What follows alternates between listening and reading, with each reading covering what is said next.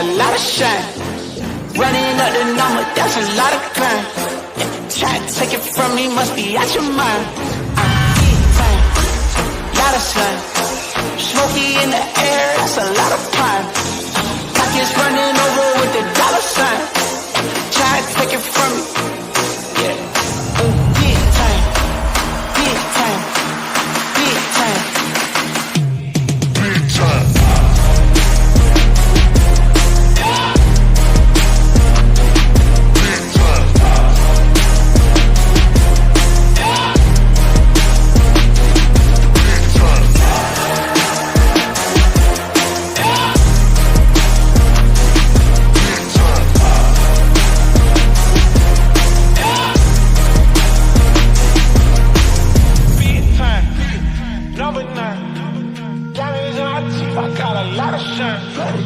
Running up the numbers, that's a lot of grind. Try to take it from me, must be out your mind. Lot of shine. Smoky in the air, that's a lot of pine. Pockets running over with the dollar signs. Try to take it from me.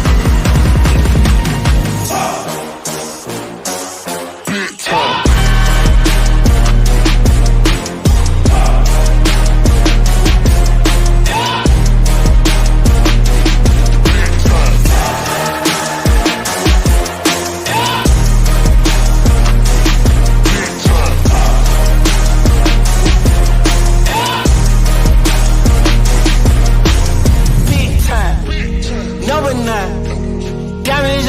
I got a lot of shine.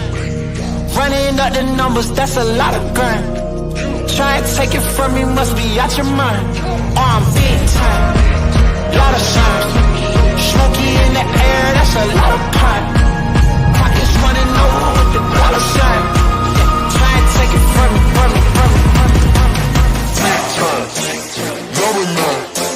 Got it in my teeth, I got a lot of shine. Running up the numbers, that's a lot of grind. Try and take it from me, must be out your mind.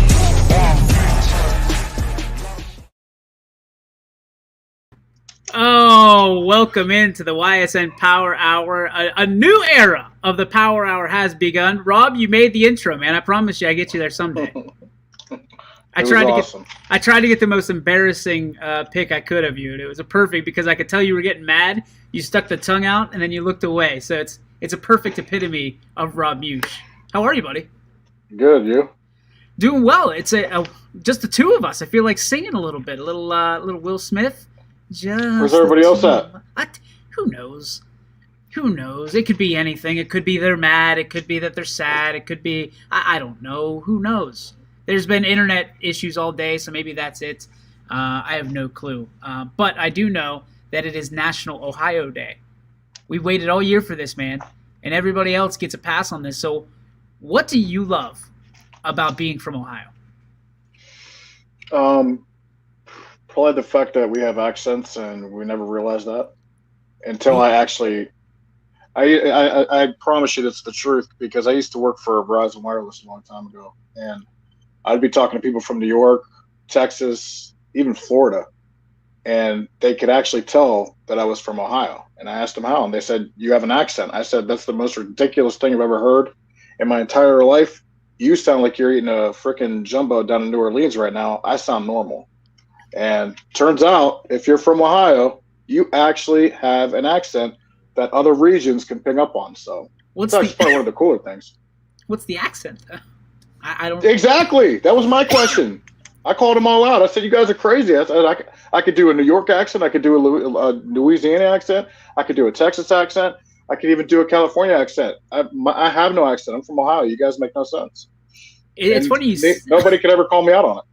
It's funny you say that, because I was actually thinking about that myself today. So I have a little bit of a Pittsburghese accent, but only when I say fire real quick.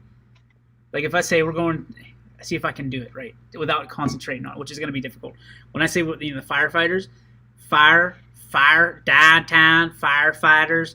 Like I don't know why. Like I know we're closer to Pittsburgh, but it's that one. Like I used to say high school, but I don't know that almost Ohio. Chicagoan. Yeah, I don't know that Ohio has an accent. New York has an accent naturally. The closer you get to Canada, Minnesota, that they have an accent. West Virginia has an accent. Pittsburgh has an accent.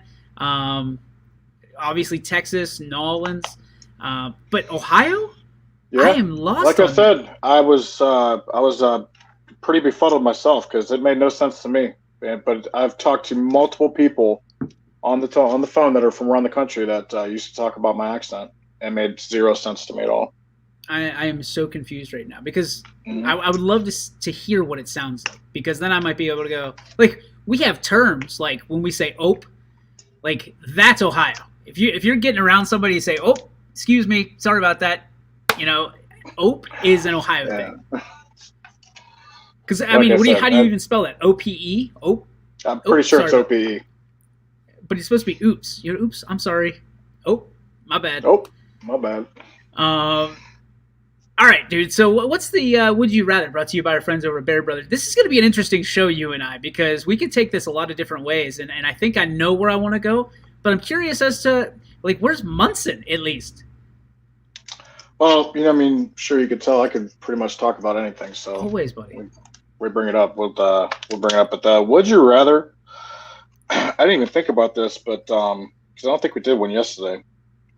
So, would you rather be able to take back something that you said or hear other people's conversations? Oh, that might be the better one you've ever had. This is good. It's a good one. Probably for me, I'd want to say I'm interested in your answer, because... All right, so here's how I would approach this. I'm thinking there's, without going into detail, I will say that there's one thing that I've said that I wish I could take back, and the other one that I said that I wish I could take back that I could say out loud is I do the first time. If I could take that back, we're good. But I think if I had to pick between the two, I would probably love to hear what people are, if their conversations are about me, I would love to hear what they're saying. Because you can imagine, like, you have I have a decent following on Facebook, and, you have people that laugh and you have people that roll their eyes, and then you have, I don't know how many people just run their mouth. I mean, if you know my ex-wife, you probably think I'm a woman beater because of everything she's ever said to anybody. If you know my current fiance, that's farther from the truth. So everybody has their opinion about you, and it doesn't matter what you do or what you say. That's why I'm pretty borderline inappropriate a lot of times, because I really don't give a hell if you don't like what I have to say, because it's coming out anyways. So, I'm not about to try and please everybody. I mean, don't get me wrong. I'd rather, have fans than, people talking, running their mouths. But at the same time, I can't sugarcoat it just because, you got offended by it or something like that. So I personally would love to hear what people have to say about me behind closed doors. It'd be interesting. I know that. I'll probably lean that way too. I feel like I'm a little calculated when it comes to what I say, for the most part. Unless you're really close to me, then I kind of let it fly. But it's I try to be calculated with what I say, because I know that being in the public, arena is challenging, because anything you say, people take it as gospel, and they'll take it and they will go talk. So I'd be really interested, especially over the last couple weeks. I think I'd be more interested to see what people say about me, and what's true and what's not. You know what I mean? Because I'm the kind of guy that would go out and say, that's not exactly true. That's perspective. But again, I'm pretty calculated when it comes to what I say. So I'd rather listen to what people have to say about me. So that's a good one, man. That's deep. Yeah. That's very deep. But like you're saying, some of the things you said, they're, gospel to other people. I'm a perfect example of that ever since I started with YSN. The first approach was, hey, just do us a favor, don't drop F-bombs. Okay. And then, sure enough, didn't take long. I say something to offend a few people, and now it's gospel. Well, in reality, those people could understand, take 2 seconds and step back.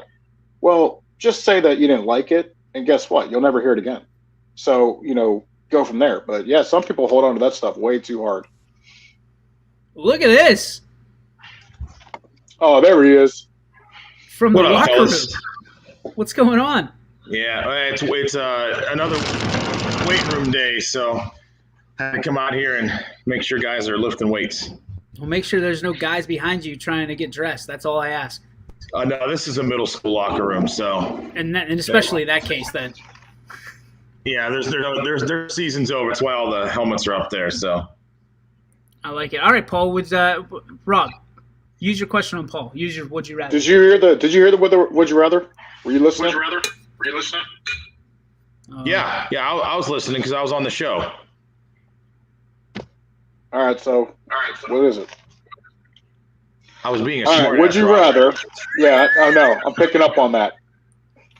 All right, so would you rather be able to take back something that you said or hear people's conversations About you. about you? Yeah, I'd rather hear people's conversations about me. I don't think there's really too many things I've said in my life that I would want to take back. So, yeah, I'd rather hear what people had to say about me. So, That's all three of us. That's a clean sweep. It's a Beethoven. yeah, As I Paul think, called it. yeah, I think that would be a little more interesting because then, I mean, you can truly find out what people say. I mean, like everybody always says, "Oh, I'd like to be a fly in the wall in that room," but I mean, yeah, if you could hear their conversations about what's going on, you kind of get people's true feelings. So, Well, here's a better question. On top of that, once you heard what they said about you, would you want to take something back that you would say? I was literally going to just say it depends on who we're talking about, because if we're talking about people that don't like me and I just hear them saying something, I'm going to assume that in the 90th percentile that what they're talking about is either exaggerated or totally false. Now, if you know me and you're running your mouth, I'm going to be kind of interested to see your take on that, because that whole, if you keep your friends close, keep your enemies closer. I would love to hear, because here's my thing too. It's not that like I wake up and, wonder about what's going on, but when it comes up in a conversation and somebody has something to say, I'm one of those, I'm very confrontational. So I'm not going to, go back and talk to your spouse or talk to your friend. I'm going to come right up to your face and ask why you said that. And then we're going to get it all figured out. So it really depends on who it is. Is it somebody you like, or somebody you get along with that you consider a friend, or somebody you don't know?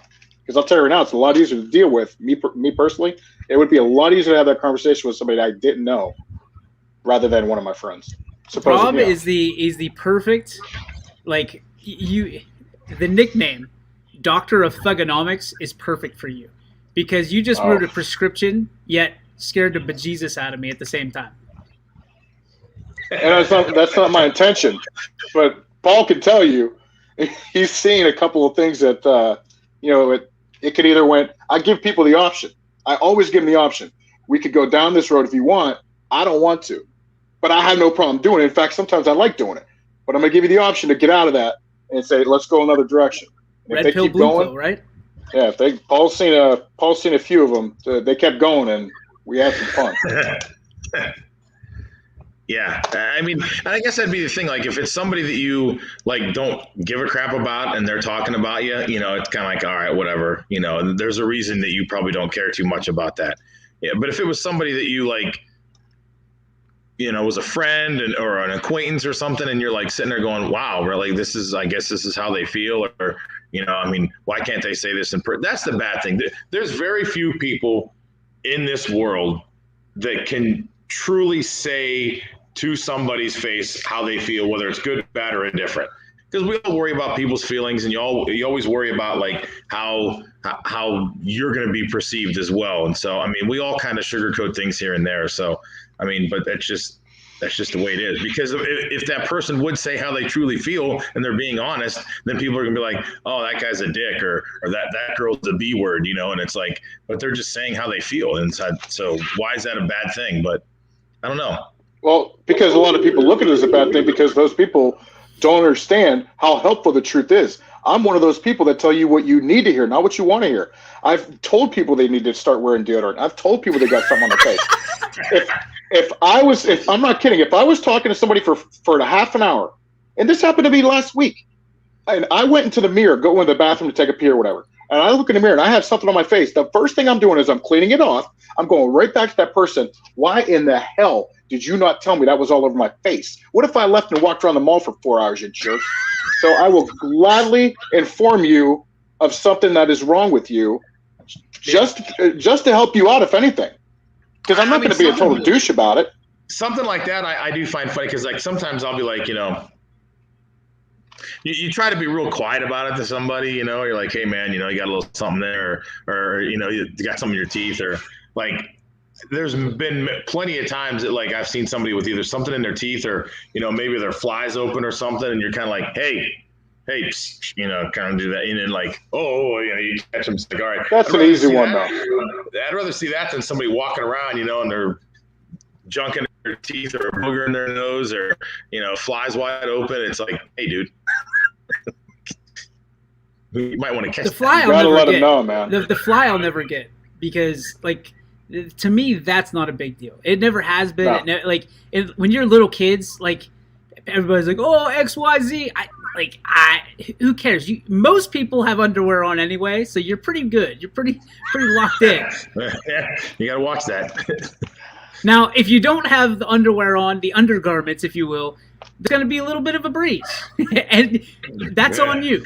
That's on you. If you don't have any underwear on and your junk showing, let me tell you something. I'm not going to be nice about it. I'm going to be hilarious about it, and I'm going to let the whole room know. Show 'em brain, man. Show 'em brain. Let's get off of this quick. Paul, by the way, it's National Ohio Day. What's your favorite thing about being in and from Ohio? The internet, I'm going to go with. Well, I'm not, but the best thing I like about Ohio, what? Your internet is so bad right now. Oh, is it really? Damn. It's better now. Okay.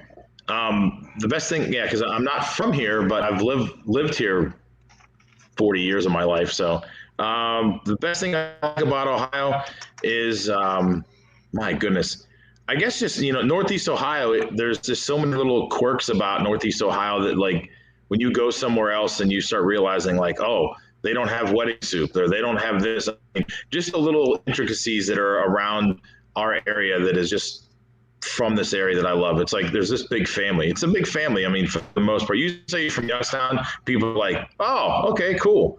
And if they're from Youngstown too and you're out of town, they're like, the yo. And it's like, okay, so I like being a part of the Buckeye My State. nickname when I went to Brookfield from Boardman, my sophomore year. My nickname was Gangster because I came from Boardman / Youngstown. Boardman? Yeah, they thought it was Youngstown, so my nickname was automatically Gangster, and it was funny because Rob Davies was Gangster number 1. They called me Gangster number 2. It was just an ongoing joke with our class, and that was solidified a few times, and that was that. Just because I was from Youngstown. I've went out to college parties. I've been from, I don't know, Kent State to Indiana University of Pennsylvania. As soon as somebody found out that I was from Youngstown, I mean, I was automatically one of the tougher guys around just because they couldn't believe I was able to walk around Youngstown and survive as long as I have. So it's got a hell of a reputation. Yeah. Came close a few times, but still here. Interesting. All right. It is it's trade deadline day in the NFL, the National Football League. A couple trades already been made. So my question to you is, Melvin Ingram already got traded off the Steelers to the Chiefs for a 6th-round pick. There is a ton of stuff going on today around that team from Lake Erie. And they are talking about OBJ. They're talking about Baker Mayfield. And at 4 o'clock, one of them better not be on the team. Rob, as a Browns fan, can those two coexist? Because it sounds like OBJ's not getting a whole lot back for trade value. Well, not now. Are you kidding? If you compare his trade value when he left New York to now, it's a complete 180. It's night and day. It's black and white. It's hard taco, soft taco. It's completely different.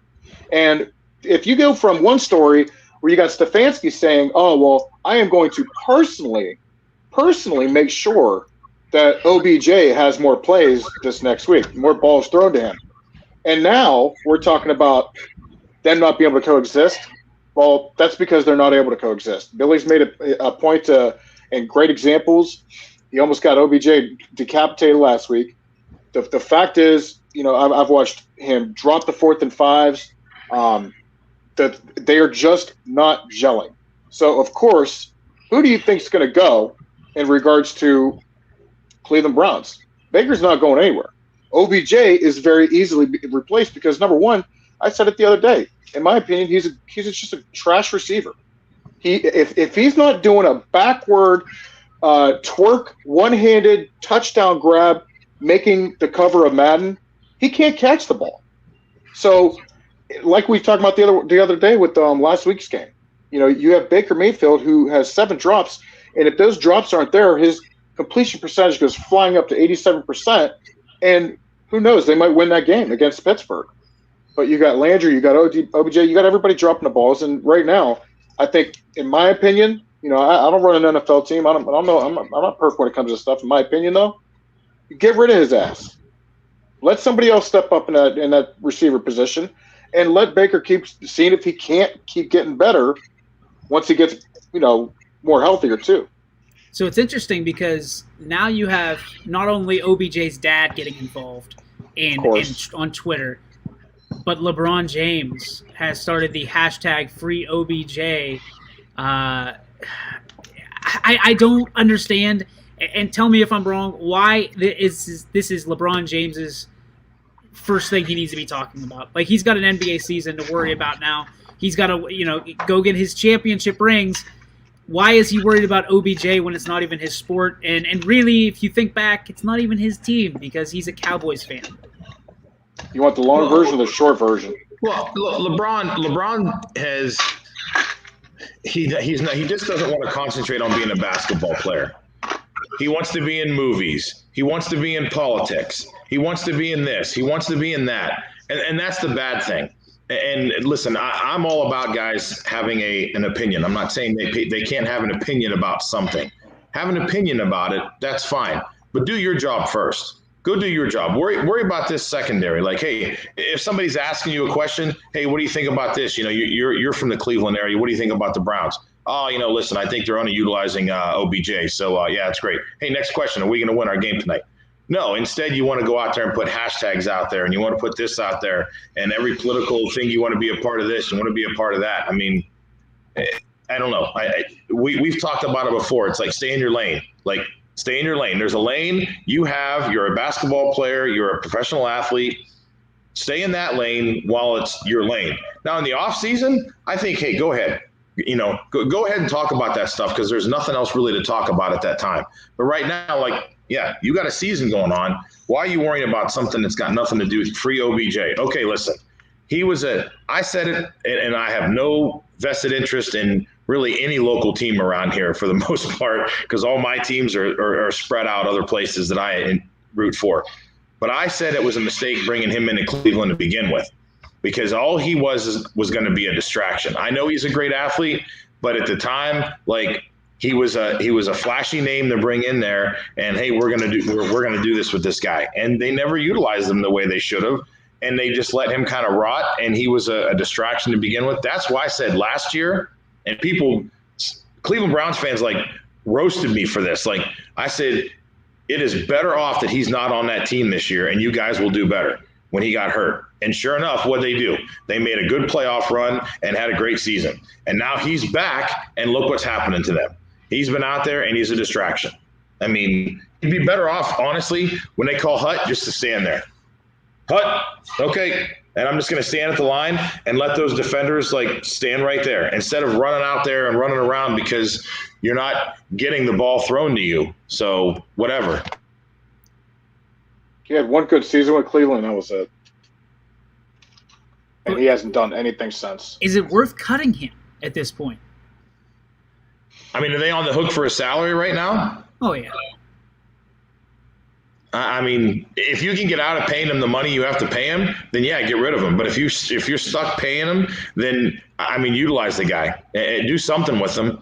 I mean, get him out there and throw the ball to him. If he puts himself on the bench and put him on the IR, and maybe you don't have to pay him some money or whatever. But like, I mean, it's just do something with the guy because he's a distraction. Either make him a distraction and because he's getting the ball, or just get the hell rid of him because he's being a distraction because he's not getting the ball and he's a problem. Like, I don't know what his trade value is worth.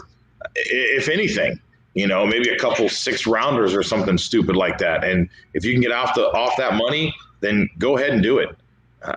Be done with it. Paulie, your team not out of the woods because Ruggs. Yeah, we know he's gone. Yeah, he's not going to be there much longer. Got a DUI and actually killed a person. Yeah.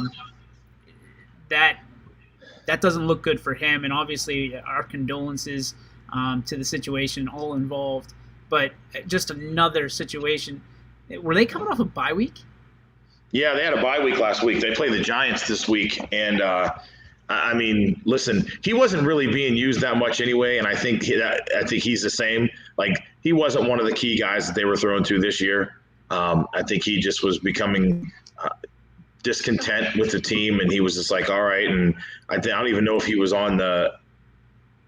played the last time. I don't know if he played the last game, but I think they were on the verge of maybe getting rid of him to begin with, and then he goes out and does something like this. It's just absolutely, not only just stupid, but it's, horrific that you go out there and you get hammered and you kill somebody. And so, I mean, he's going to be lucky if he's even playing in the NFL anymore. I mean, the bad thing is, and the unfortunate thing is it's not the first time this has happened in the NFL, because who was the guy, and I can't for the life of me think about it. It happened in Miami. It was who was the wide receiver that did that? It was for the Browns or the Steelers, one of the two teams, that he was down in Miami and he ran somebody over. But he was playing in the NFL again. Like, he came back like a year later or so, but he had hit somebody while he was down there in Miami. I can't think of who the name of the person was, but maybe one of our. I can vaguely remember the story, but not who it was. Yeah, but I mean, that's the bad thing, is that these guys, like, honestly, like, I hate to say it but it's true. It's true every time we take a look at it. If you're one of these athletes who's got some money, there you go, Dante Stallworth. That's who it was. And you've got some money, and you're going to probably get out of something like this, and it's a shame, because if any one of the three of us did something like this, where we are right now, and that's the bad thing, is he's going to be out of the NFL for a while, probably go into some rehab and pay some fines and maybe see some community service or something stupid like that. And then, somebody's going to give him a second shot. And see, the frustration for me, Paul, is at some point they're going to blame it on CTE or mental health or something like that they'll hide behind the shield, of the NFL and say that, listen, I have all respect for mental health. I have all respect for CTE. But at the same time, when you're getting paid hundreds of millions of dollars in some cases, I don't feel bad for you, because you know what you're signing up for in that situation. You're signing up for probably getting hit in the head a time or two. You're signing up for this and that and the other. Kids, like high school kids, middle school kids, college kids, that's where the CTE to me is most understanding, because some of those guys will never play a down of football in their life at the professional level, and they're going to have to go and be checked out, and their lives change. If you're playing football at professionally, you understand. I mean, it's the same way as everybody else. You understand professionally what you do, that you have to take risks and sacrifice. So I have very little sympathy for people with that CTE at the professional level. And I know that could make me sound like a jerk, but they're cashing in on the opportunities. You know what I mean? They're supposed to be utilizing this, saving this, not only for their family's health, but also for their own. You know what I mean? Down the road. So that's where I have a little bit different lens than everybody else. And if somebody calls me a jerk, I'm okay with that, but that's my personal opinion. Yeah. I mean, today's guys, absolutely, over the last, say, 15, 20 years, I can agree 100% because we've had the technology and the knowledge to at least kind of try to figure some of this out. The guys that I feel bad for with stuff like this is the guys from the 60s and the 70s, because those guys didn't have any idea. Listen, they were still getting paid. It might not have been a lot, but for that time frame, you were getting paid better than, Joe Schmo, the painter over here, or this guy who does, goes out and digs ditches. You were getting paid more than those guys were to make a living. But, those are the guys I feel bad for because like they had no clue what was going to happen later down the line. And the rules were a lot different then too. But yeah, these guys of today, I don't feel bad for you. You break the law, you broke the law. You should be done. That's it. Justice, right and wrong. There is no middle of the road with this. Like, oh well, if I do this and make some reparations to these people, I'll be okay. No, you're done. You're done. That's it. This should be a one strike and you're out kind of thing because this is a privilege. And not to go a crazy turn on this, but I saw a little bit last night, and I'm never going to watch it, by the way. The whole thing that's on Netflix right now with Kaepernick, and like he was portraying like that the NFL draft is like slavery, and ESPN like went all over it, and all these former NFL guys are like, "You're crazy! Like you chose to do this. This is your free will to go try to play in the NFL and make a lot of money. Slaves didn't have a choice. Like there was no comparison of these two things, and he's trying to do that. And then I was like, this is ridiculous. These guys know what they're signing up for. You go to the combine, you go to the draft, you know what you're signing up for. You want to make a lot of money for you and your family. That's why you're there. There is no comparison to what happened a long time ago because they didn't have a choice. There was no choice. Like, this is what you did or you die. But you're not dying if you don't go to the NFL. Isn't that this generation, and I don't want to say the millennials, but there's just a certain generation of people that compare things that they're going through to extreme circumstances. I mean, kids always compare school to prison. It's not prison. Watching somebody compare something to something that they've never experienced is comical and sad at the same time, because you believe that you have the right to say and do that, and you really don't. No, there's a freedom of speech is one thing, freedom of idiocracy is another, and that happens all the time. And I just laugh. So I mean, like I do feel bad when these guys get head injuries and these things happen to them right now. But at the same time, every 15th and 30th, you're cashing a pretty nice check that any one of the three of us would like to have just one of those checks that month. No, their checks are weekly, Paul. Oh, they're weekly now. I thought they were twice a month. No, they're always weekly because they're not guaranteed to be there from week to week. Okay, so weekly then, you're cashing a check that any one of the three of us would like to have that check for a year. That one check would probably be enough for us for 1 year. And a lot of these guys are taking that. So you take those risks, it happens, but you can't turn around and then say, well, look what happened to me because I was doing this. Well, okay, but look what happened to you with all that money. You have a house, you have cars, you have jewelry, you have all this other stuff that you want to have. And you're not going to turn. How about you give all that back, and we'll make sure we take care of your health. The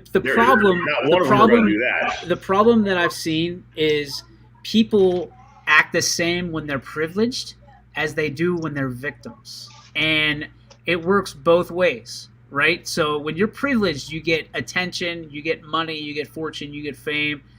When you're a victim, you get attention. Maybe not the money, maybe the money, depending on the situation. You get fortune, you get fame. But it's the attention that people crave. Not necessarily the other stuff, it's the attention. So when they are privileged, they get that attention, they love it. You fall in love with it. It's like being on Facebook for the first time and people like your posts. Like you start checking, oh my gosh, I have 100 likes. I have 200 likes. People really agree with me. But you don't realize that people do that just to see their names on the bottom. You don't know. You don't know why people do things. And people that are privileged all of a sudden are at a misfortune, let's say. Something happens to him. And in this case, it's Henry Ruggs.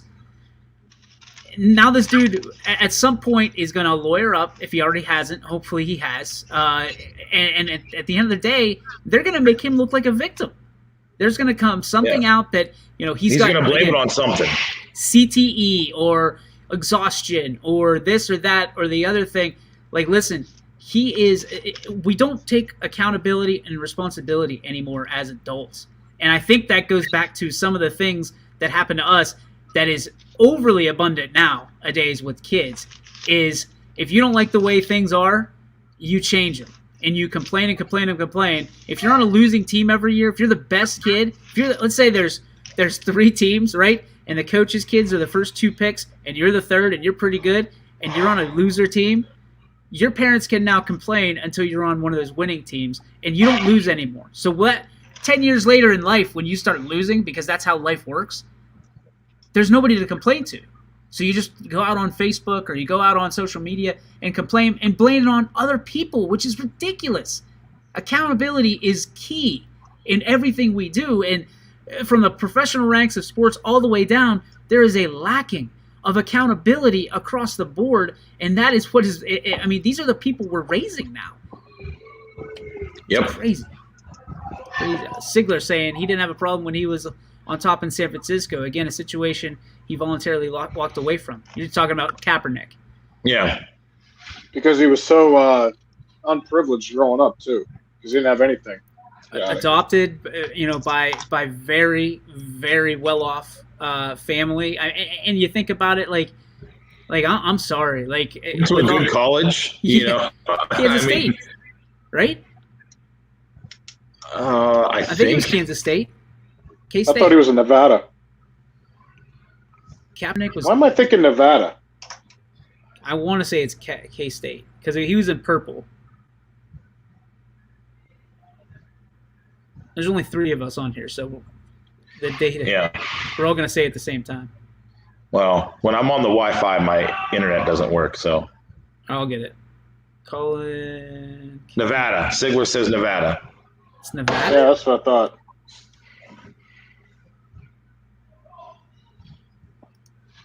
I think he went to 2 colleges, too. So, yeah, how many kids get to go play D1 football somewhere and be the quarterback and then get drafted and go play in the NFL, and then because your productivity started to slip a little bit, they put another guy in there. You didn't see what's his face, Drew Bledsoe, going out there and cry me a river. He just went somewhere else. And listen, he got replaced by, the greatest quarterback of all time. But, hey, it happens. So, hey, just move on. Instead of blaming, like you said, blaming the system, blaming everybody else, like, oh, look what they did to me. Instead you make a spectacle of yourself. And then now you're just hot lava. Nobody wants to touch you now. And you've screwed yourself. It's talk about a legacy too, because everybody. Me personally, I thought he was pretty entertaining to watch there for a minute. Kaepernick, and then it's when he first got in San Francisco, and that one game. Oh, I forget. Having a brain for. Anyways, it's almost like what had happened to Colin Kaepernick, and hey, I don't know the dude. I'm just gonna say what I think.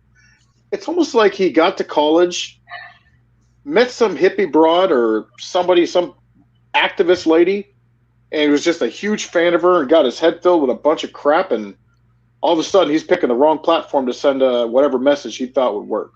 And all it did was destroy his legacy. Maybe not for everybody, but I'll tell you right now, the dude lost a ton of fans, period. Yeah. He was being compared to Michael Vick, and on the field. And was doing like amazing things. I think it was the Green Bay game that he took off and ran for like 40-some, 50-some yards for a touchdown. That was probably the game I'm thinking of too, the Green Bay game.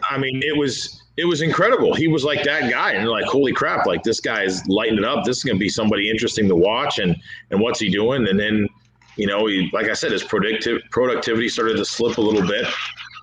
And then they put did Jimmy G replace him? Who replaced him?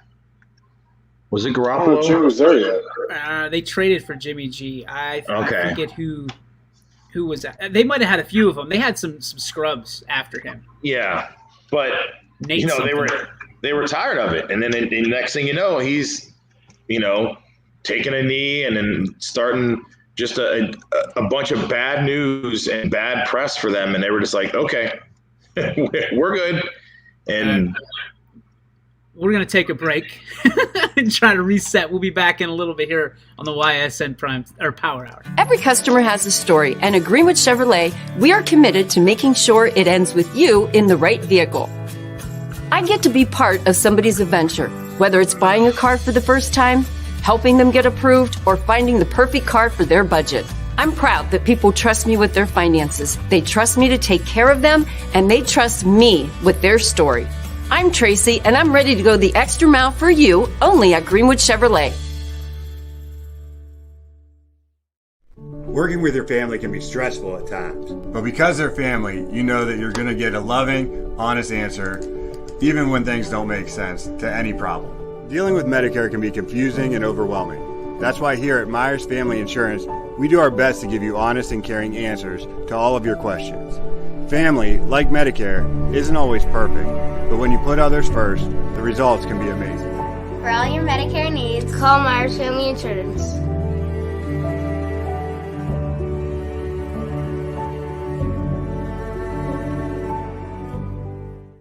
It's storm season. I think we're under the gun for some heavy storms over the next couple of hours. And Storm Tracker 21 is ready. This is probably the one we're keeping a closer eye on. On air. And locally, we're going to have a lot of eyes on our area. Online. All right, let's talk high-risk futurecast and the timing of this weather. On social media and on our app. Notice we'll have scattered showers on Thursday. Stay ready with Storm Tracker 21. The severe weather threat now through around sunset this evening. Hi, this is Tommy Clem, owner of WRS Insurance Solutions. WRS Insurance Solutions is a local independent agency that specializes in life, Medicare, long-term care, and disability products. Call us at 330-953-3722 or visit us at wrsinsurancesolutions.com to learn more. Good luck to all the student athletes in the Valley. And welcome back, ladies and gentlemen, to the YSN Power Hour. DJ Oakley, Rob Mush, Paul Munson with you. Three-man cast today. Guys, we were talking about the trade deadline and a lot of other stuff before we left. One of the guys I wanted to talk about, Desean Watson, was a guy we all thought would probably get moved at the deadline today. We've heard that the Miami Dolphins are really close to acquiring him, and so far, nothing. And we've got less than a half hour left, and I'm hearing that people are not going to be surprised if he remains with the Texans. What could be the hang-up at this point for the Texans and the Dolphins getting this deal done? I think they want too much for him. What's fair at this point for Desean Watson? What he's getting ready to possibly go through legally in civil suits?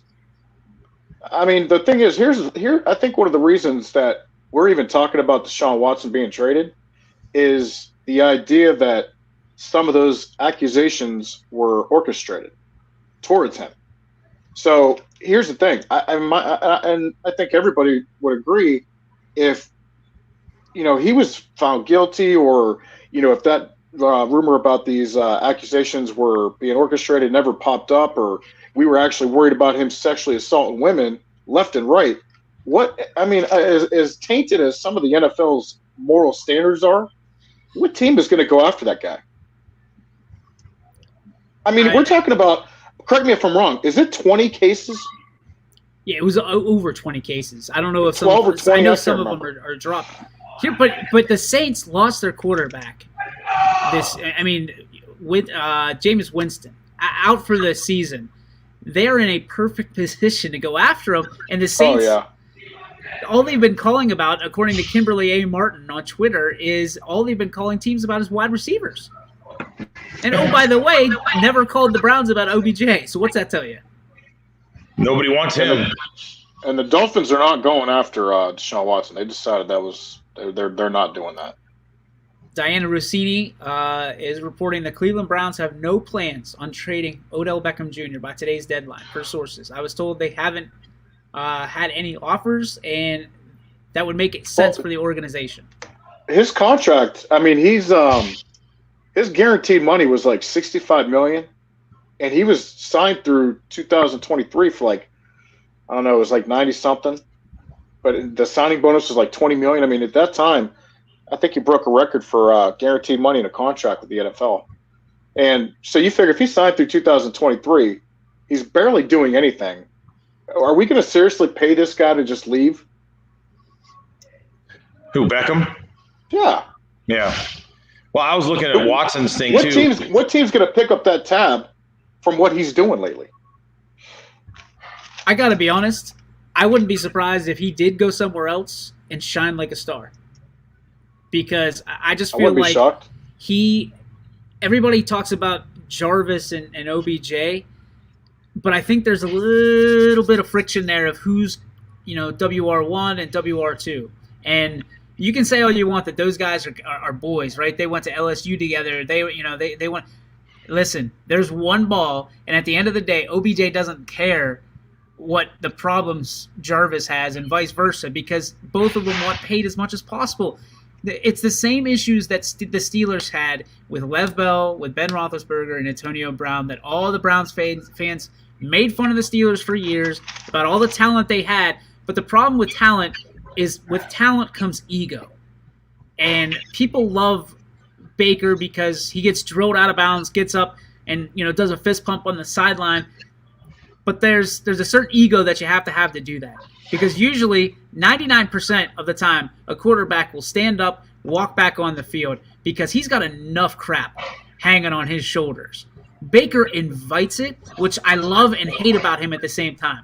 I wish I had a quarterback like that, but at the same time, I'm like, oh boy, like you got 11 guys that have your head on a hawk right now. So, but the Browns have always kind of had somebody like that, unfortunately, because the bad thing and it might be a good or bad thing for them. They're always usually picking in the last handful of years. They were picking in the top 5. They always needed a quarterback. And look at some of the egos they went after. Johnny Manziel, Mr. All this garbage. They went after and they had to pick guys that were attitude guys in college because they were playing at a big school, winning big games, doing this kind of stuff. And then now they come to the NFL and they think they can still do that. And you kind of get a reality check. At least you should pretty quick. Well, let's face it. Was in Oklahoma, Heisman Trophy winner. Think about this. The only quarterback in the AFC North that does not have a Heisman Trophy is on the Pittsburgh Steelers. Yeah, and when was he? And where was he drafted at? He was drafted like 11, and he was at Miami of Ohio. So, it wasn't like he was some superstar at Oklahoma or Alabama or Texas or anything. It just those are the guys that I if I was a GM would shy away from. Personally, would you shy away from Lamar Jackson? He would have been tough because he was really good at Louisville, and he wins a Heisman. But typically, if you kind of go back and look, like a lot of the Heisman Trophy winning quarterbacks, longevity is not something that's in their genes in the NFL. A lot of those guys are not making it. I mean, listen, I'm a Florida State fan. We had 2 Heisman Trophy winning quarterbacks. What'd they do? Charlie Ward didn't even play football. He never made one snap in the NFL. Did you have 3? He went to basketball. Yeah, you know what? Because Winston won it too. So Winston 4? And then you have Ward, you had Winky, and you had Jason White. I thought White was Oklahoma. Yeah. Oh, was he Oklahoma? White was Oklahoma. Okay, I'm sorry. And then Winston. So, and Winky out of the 3, actually Charlie Ward out of the 3 of them was the quietest. Like Charlie just went out there and did his job. He didn't care. And Winky would probably have been second because Winky just was tall, lanky dude who went out there and threw the ball. Winston was the problem child. And, he was probably the most impressive sometimes with some of the stuff he did. But, I mean, now he's out. We've said this how many times? When you go from college to the NFL and you're a quarterback, and it kind of makes you wonder, like, how talented are these GMs if they can't get it through their heads? How many examples they need when you have a kid that is that great in college playing in a big Power 5 conference, let's say somebody, I'm just going to say this as an example, like Baker Mayfield, Johnny Manziel. They play in the Big 12. There's no defense in the Big 12 whatsoever and hardly ever has been. And then you guys see them put up all these numbers, win Heismans, and you seriously, as an NFL GM, are under the assumption that this young man who might be 21, 20, 22 years old is going to come into the NFL and go from no defense to having linebackers that weigh 260, run a 4.3 40, and defensive ends. You have no time to throw the ball. You hardly have any time to read a Tampa 2 coverage. And you seriously believe in your heart of hearts that this kid's going to be a stud in the NFL? But this is why is that so hard to understand? Almost impossible that is. Because here's the other side of it. You have the Big Ten, which is the most prepared conference for the NFL, and name the last Ohio State quarterback that stood out. Tom Zach. Exactly. It works both ways, and that's why I would never want to be an NFL GM, because my career would not last long. It'd be fun. That ride would be absolutely a joy, but there's also 30 billion other Monday morning quarterbacks that say, "Oh, you're an idiot. You're an idiot." Like people were getting on Tomlin the other day. Like, how? Yes, did he put his kicker in a bad situation? 100%. However, his kicker also didn't throw the ball. Like, he just didn't, and he didn't even buckle his chin strap. So what's that tell you? So to be a manager, or to be a coach, or especially to be a general manager, no thank you. No thank you, because you got 100,000 people or more than that actually telling you how to do your job, and you're never right. Ever right. Amos, and name the last Power 5 quarterback to do well in the NFL, Drew Brees or Tom Brady? I guess. Yeah, and if you look at them, I mean, Drew Brees was a starter, and he did well at Purdue. Tom Brady was a backup at Michigan, too. I mean, he didn't see a whole lot of time playing there. He split time. Yeah, but he wasn't like the coach didn't bring him in. No, it's because he wasn't the coach's guy. Hardly anybody knew who Tom Brady was in the 6th round. I'll tell you that right now, regardless. No. Tom Brady did. Yeah. Tom Brady, I mean, when you walk up to the owner of your employer, and like he did to Kraft, and said, you just made the best decision of your life drafting me. I personally don't think we should ever use Tom Brady or Drew Brees in examples like these conversations, because first of all, you talk about just freaks of nature and just unbelievable heads, and the way they prevail no matter what. My thing is this: how do you tell whether or not Justin Fields, as good as he was at Ohio State, is going to do good for Chicago? Or how do you tell between Josh Allen? I'm having a brain fart. Where'd Josh Allen go to college? Wyoming. All right. How do you know that Josh Allen, who played in Wyoming, is going to come to the NFL and be one of the best quarterbacks out of the gates? How do you know? And, I mean, you talk about a rough gig. Who was the guy, Mel Kiper? It was the Colts, wasn't it, that he got into it with? The Colts guy goes, "Who the hell is Mel Kiper?" Back in the day. Still my favorite clip. Still my favorite. Because that's what people do. And now you've got people like us that do the same thing. Like, if Kevin Colbert said, "Who the hell is DJ Oakley?" I wouldn't have a problem with it. Because who the hell am I? I'm nobody. Well, that's why I tell everybody when I'm talking about this. I mean, I make the comparison. I'm a 5'10" overweight middle-aged white dude talking about how good black and white players should be in the NFL. No, these guys. I mean, this is just my opinion, and that's it. That's why I always say that. Just my opinion. Now, if people want, and that's why we always talk about local sports, because that's what we cover.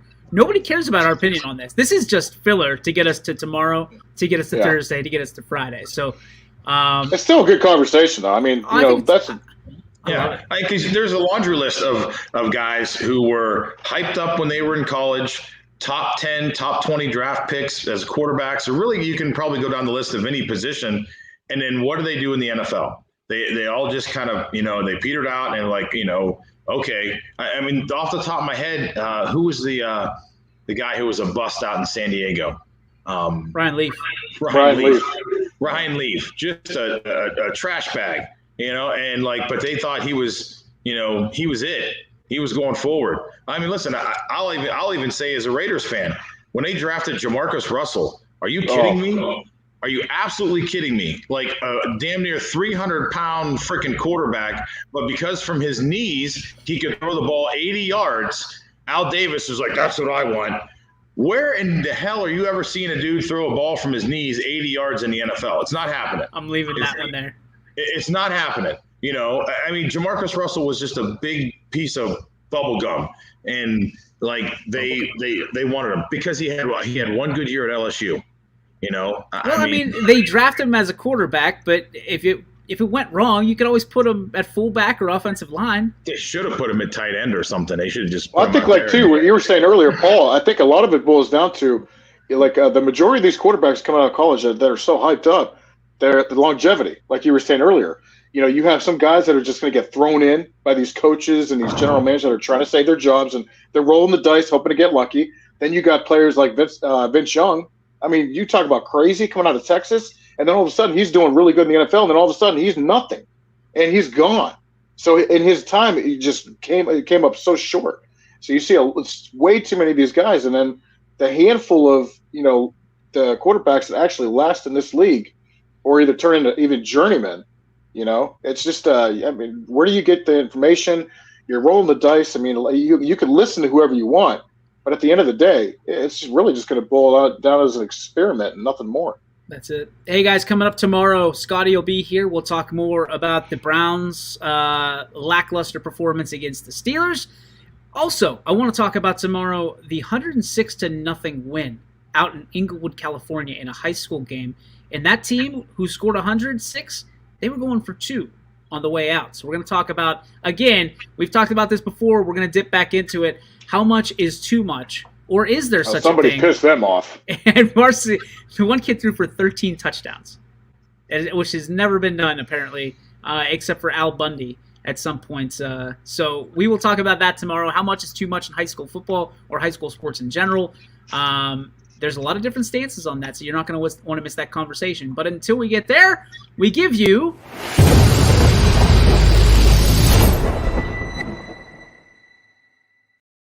The Joe Dickey Electric, What's Your Spark? Presented by our friends over at Joe Dickey Electric. Anything commercial, residential, anything electrical, you need to plug in to our friends over at DickeyElectric.com. Rob, what's your spark? Try not to take advantage of too many things around you. Nothing's guaranteed and nothing's automatic. That's it. Short and sweet today. Paul? Mine is I don't know if it's not really a positive. It's not really a negative. It's kind of like a little nervous spark.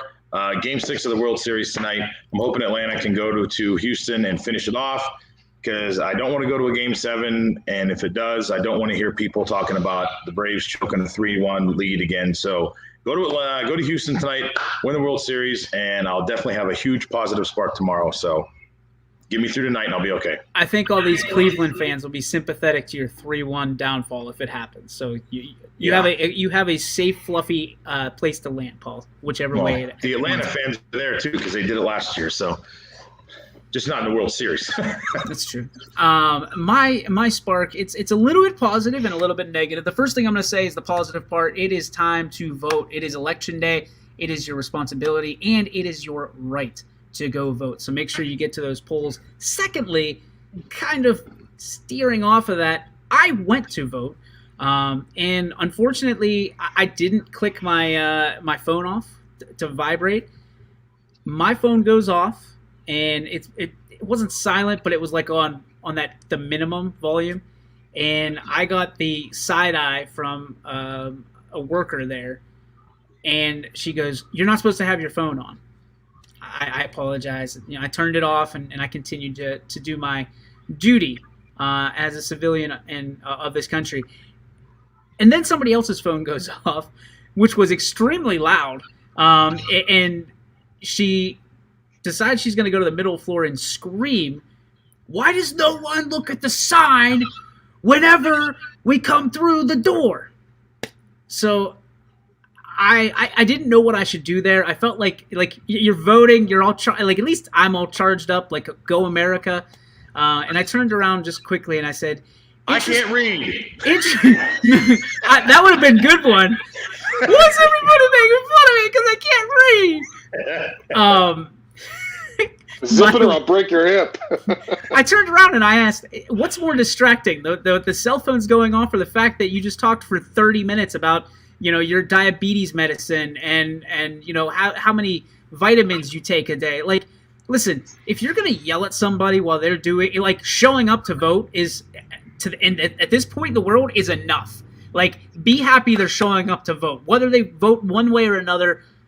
But don't be, like, why do you got to be like that? Well, you're not entitled because you work. We're happy you work the polls, but you're not entitled to yell at people because you work at the polling station. I'm sorry.